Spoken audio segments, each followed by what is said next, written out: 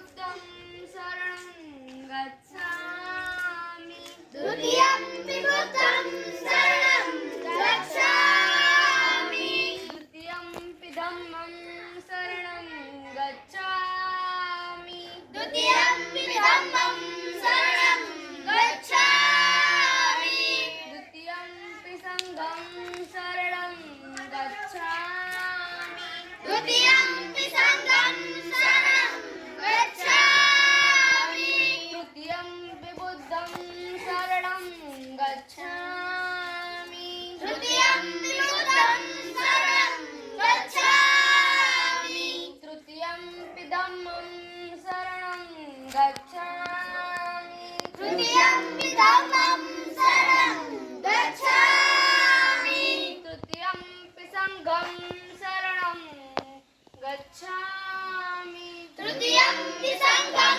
शरणं गच्छामि पाणातिपाता वेरमणि पाणातिपाता वेरमणि सिक्खापदं समादयामि सिक्खापदं समादयामि अदिन्नदाना वेरमणि अदिन्नदाना वेरमणि सिक्खापदं समादयामि सिक्खापदं समादयामि कामेषु मिच्छाचारा वेरमणि कामेषु मिच्छाचारा वेरमणि सिक्खापदं समादयामि सिक्खापदं समादयामि मुषावादा वेरमणि मुषावादा वेरमणि सिक्खापदं समादयामि सिक्खापदं समादयामि सूरामेरय मज्जपमाडठाणा वेरमणि सूरामेरय मज्जपमाडठाणा वेरमणि सिक्खापदं समादयामि सिक्खापदं समादयामि शब्दपापस्य करणं सर्वपापस्य करणं कुशलस्य उपसम्पदा कुशलस्य उपसम्पदा सचित्तपर्योदपणं सचित्तपर्योदपणम् एतन् बुद्धानि शासनम् एतन् बुद्धानि शासनम् साधु साधु साधु साधु साधु साधु चले शिक्षा पाकर सबको समझाया कितनी जरूरत होती है पढ़ाई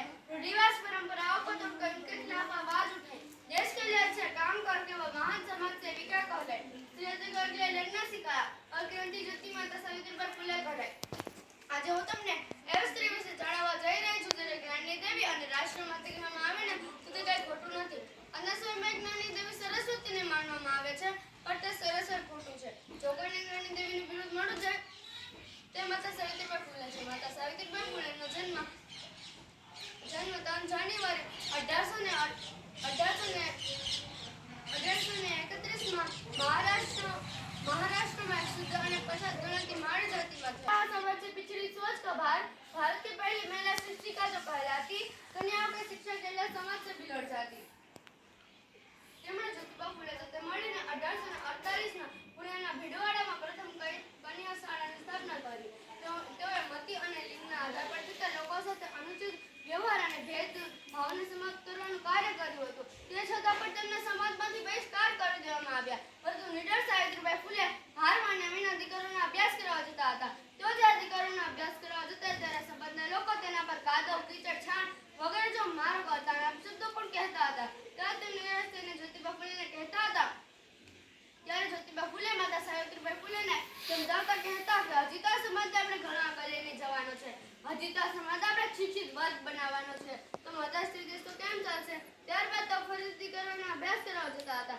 તેઓ જ્યારે દીકરીઓનો અભ્યાસ કરવા જતા ત્યારે તેઓ તેમને બેગમાં વધારાની સાડી પણ લઈને જતા હતા ત્યાં જઈને ખરાબ થયેલી સાડી તો સુખવી સાડી પહેરી દીકરીઓનો અભ્યાસ કરાવતા હતા कब तक भी चूल्हे चौके में बसे रहोगे अब तो तुम आगे बढ़ो शिक्षित बनो और संघर्ष करो ऐसे में जो कार्य कोई न कर सके हमारे सावित्रीबाई फुले કરી બતાવ્યું અને ભારતના પ્રથમ મહિલા શિક્ષિકા બન્યા બસ એટલું જ કહી સેવ્યું ન બોલતા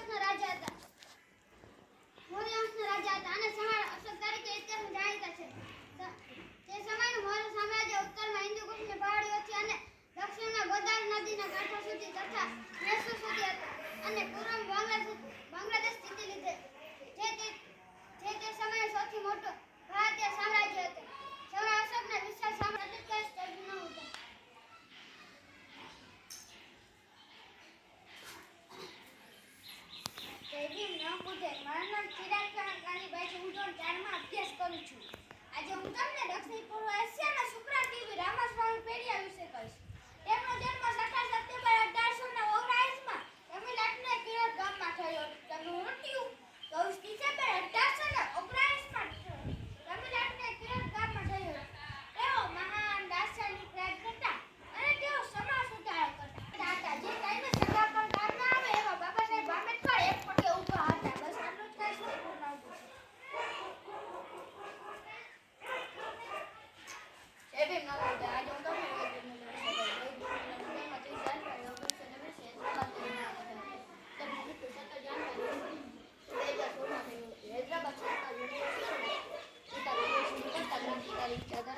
જાતિવાદી વ્યવસ્થાનો વિરોધ કરતા વિદ્યાર્થી રોહિત ઉન્મુલા અને તેમના 4 સાથીઓ યુનિવર્સિટી કેમ્પસમાં પ્રવેશ પર પ્રતિબંધ લગાવીને તેમને સસ્પેન્ડ કરી દેવામાં આવ્યું. આજે હું તમને કહેવામાં વિશે જણાવી રહ્યો છું. બામ સાહેબ જેવા સંગઠન અને બહુજન સમાજની પાર્ટીની સ્થાપના કરી. તેઓ માનવ કાશીરામ સાહેબનો જન્મ 15 માર્ચ 1935 રોજ પંજાબના રવરાપુર ગામમાં થયો હતો. તેમનું મૃત્યુ 9 ઓક્ટોબર 2006 નવી દિલ્હીમાં થયો હતો. તેઓ સમાજ સુરક્ષાના પછાતોને લઘુમતીઓના રાજકીયકરણ માટે આજીવન સંઘર્ષ કર્યો. તેઓએ ગીતાથી બંધાયેલ ઉત્તર પ્રદેશની રજા એ પ્રકાર કે ત્યારે માણસો ચોંકી ગયા અને જોયું કે દલિત અને સામાન્ય માણસ પોતાના બળ ઉપર કેટલું કરી શકે છે. ડોક્ટર બાબા આંબેડકરના કામ માટે માનવ કાશીરામ સાહેબે પોતાની ડીઆરડીઓની વૈજ્ઞાનિક તરીકેની નોકરીમાંથી રાજીનામું આપી બામ સાહેબની સ્થાપના કરી. જેમાં ડીકે ખાપરે સાહેબ, દીના ભાણે સાહેબ અને માનવ કાશીરામ સાહેબે કાશીરામ સાહેબ બન્યું એટલે કે નીવની ઈંટ બન્યું. કાશીરામ સાહેબ કહીને ગયા છે કે જિસકી જીતની સંખ્યા બારી ઉસકી ઇજ્જતદારી.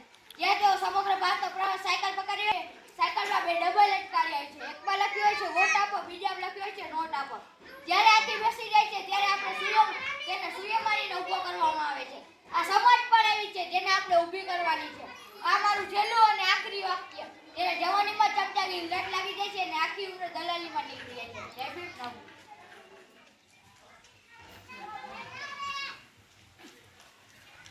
जय भीम नमोदय। अगर आप कोई करते रहेंगे जो करते आए हैं तो आपको वही मिलता रहेगा जो मिलता आया है। अगर आपको पाना है जो आज तक नहीं मिला तो आपको करना पड़ेगा जो आज तक नहीं मिला। एसएसडी એટલે કે એવું સંગઠન કે જેમાં કોઈ ફંડ ભાડા લેવામાં આવતા નથી. આ સંગઠનની સ્થાપના 2006માં રાજકોટ જેલમાં 50 સૈનિકોથી થઈ હતી અને હાલમાં હરેક જિલ્લે હજારોની સંખ્યામાં સૈનિકો ઊભા કરે છે.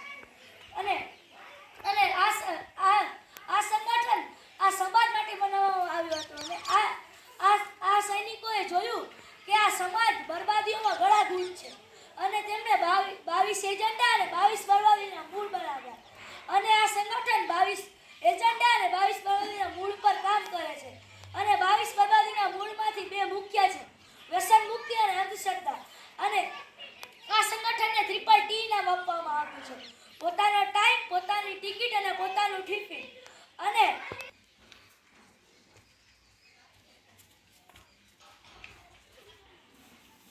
જય ભીમ નમોદય. આજે હું તમને એના પાના સાહેબ વિશે થોડુંક કહીશ. આ વાત નાની છે પણ તે વિચારો ચડાવવા જેવી છે. આ વાત ધ્યાન ચડાવવા જેવી છે. આ વાત વિચારવા જેવી છે. તમે 5 વિશે થોડુંક સાંભળ્યું હશે. તેમના વિશે માહિતી પણ ખબર હશે. તેમનું નામ પણ સાંભળ્યું હશે. તમને ખબર છે કે તેમાં એક સાથે મળીને ત્રણ લોકોએ આ સંગઠનને આગળ વધાર્યું હતું. જે હતા ડીકે ખાપરે સાહેબ, માનવ કાશીરામ સાહેબ અને દીના પાના સાહેબ. ત્રણે મળીને આ સંગઠનને આગળ વધાર્યું. અમે આ મહાનાયકોને કોને પાર પાડ્યા જેનું આપણે ધ્યાન પણ ન હતું. જે હતા ડીકે ખાપરે સાહેબ, કાશીરામ સાહેબ અને દીના પાના સાહેબ. ત્રણે મળીને આ મહાનાયકોને પાર પાડ્યા. અમે આ નારો પોડીએ છીએ તે રહ્યો હતો. પતિદેવોને ભયંકર માયાવતીને ઉત્તર પ્રદેશમાં 18 વખત મુખ્યમંત્રી બનાવ્યા. આ મૂળ નિવાસીની દીના પાના સાહેબ, કાશીરામ સાહેબ, ડીકે ખાપરે સાહેબ ભયંકર માયાવતી ન હોય તો આ બધું શક્ય ન હોય. મૂળ નિવાસીનો નારામાં આંખ લાગી છે. જે આંખ લાગી ઓગસ્ટ 2006માં ઉના મહારાજ્યમાં નિર્માણ પામ્યા. જીનાબાના સાહેબ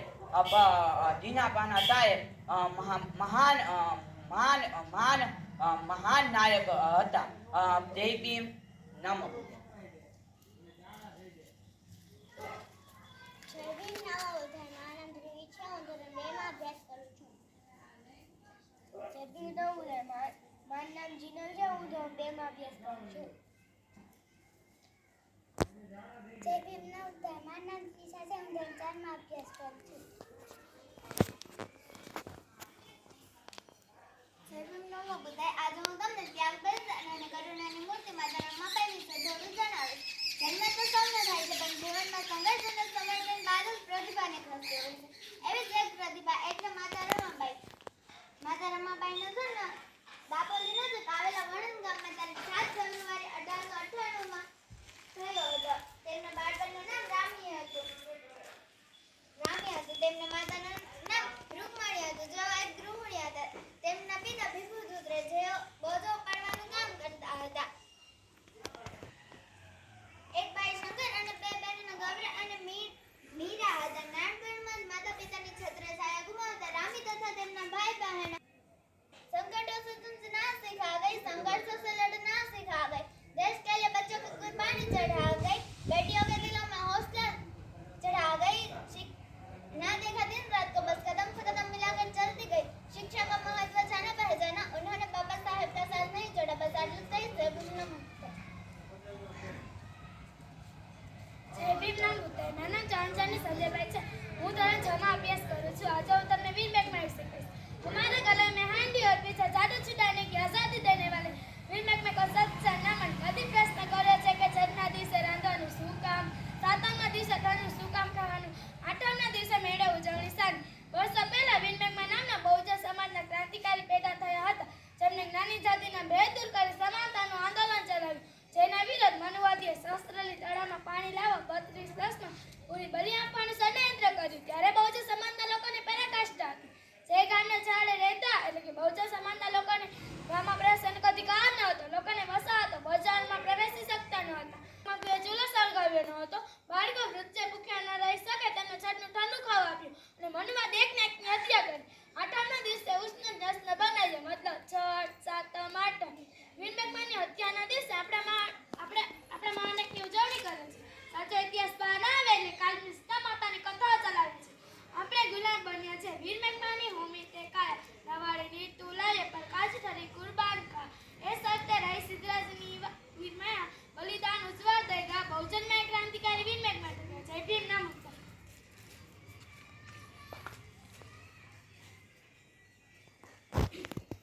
જય ભીમ, નમો બુદ્ધાય. મારું નામ ખુશાલી છે. હું ધોરણ 7 માં અભ્યાસ કરું છું. जन्म कुटी सन 57 में वह तलवार पुरानी थी, खूब लड़ी वो मर्दानी वो झांसी वाली झलकारी थी.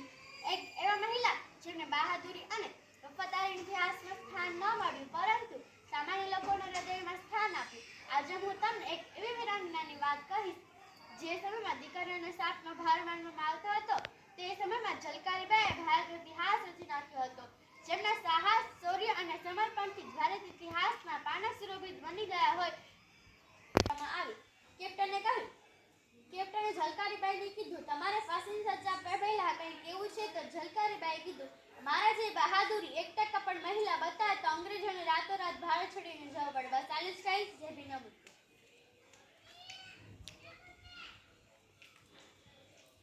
જય ભીમ, નમો બુદ્ધાય. આજે હું તમને કાલીબાઈ વિશે કહીશ. કાલીબાઈનો જન્મ જૂન 1935ના રોજ રાજસ્થાનના ડુંગરપુર જિલ્લાના રસ્તાપાલ ગામમાં થયો હતો અને તેમની માતાનું નામ નવદેવી હતું અને પિતાનું નામ બિલવાસી શોમાબાઈ હતું. બલિદાનની આ ઘટનાના સમયે દેશ બ્રિટિશ શાસનકાળ હેઠળ હતો. આ સમય દરમિયાન ડુંગરપુર રાજ્યના શાસન મહારાવ લક્ષ્મણસિંહ હતા, જેઓ બ્રિટિશ સરકારની મદદથી ત્યાં પોતાનું શાસન ચલાવી રહ્યા હતા. અને તે સમયના મહાન સમાજસેવક ભોગીલાલ પંડ્યાએ જન આંદોલન શરૂ કર્યું. તેના દ્વારા સમાજમાં દુષ્ટાઓને દૂર કરી ત્યાંના લોકોને શિક્ષણ માટે પ્રેરિત કરવાનું શરૂ કર્યું. શિક્ષણના પ્રચાર પછી ત્યાં કેટલીક શાળાઓ પણ ખોલવામાં આવી, જેમાં નજીકના લોકો નાના અને મોટા બધાને શિક્ષણ આપવામાં આવતું હતું. બધાને શિક્ષણ આપે. આ મહારાજને લક્ષ્મણને પ્રવૃત્તિ વિશે ખબર પડી ત્યારે તેઓ ચિંતિત થયા કે જો લોકો અને ખેડૂતો શિક્ષિત થશે તો તેઓના અધિકારો અને વિશેષ અધિકારોની માંગ કરશે. આને રોકવા માટે મહારાવે કેટલાક કાયદા બનાવ્યા. બધી શાળાઓ બંધ કરવાનો આદેશ આપ્યો. મેજિસ્ટ્રેટ દ્વારા બધી શાળાઓ બંધ કરવાનું કામ શરૂ કરવામાં આવ્યું. આ કાર્ય પૂર્ણ કરવા માટે પોલીસની અને સેનાની પણ મદદ લેવામાં આવશે. જયભીમનો એકતા સાવધાનો કે સાવધાન વિશ્રામ સાવધાન એકતા તમારે માના કોકો ચડાવી છે કે ચડાવી છે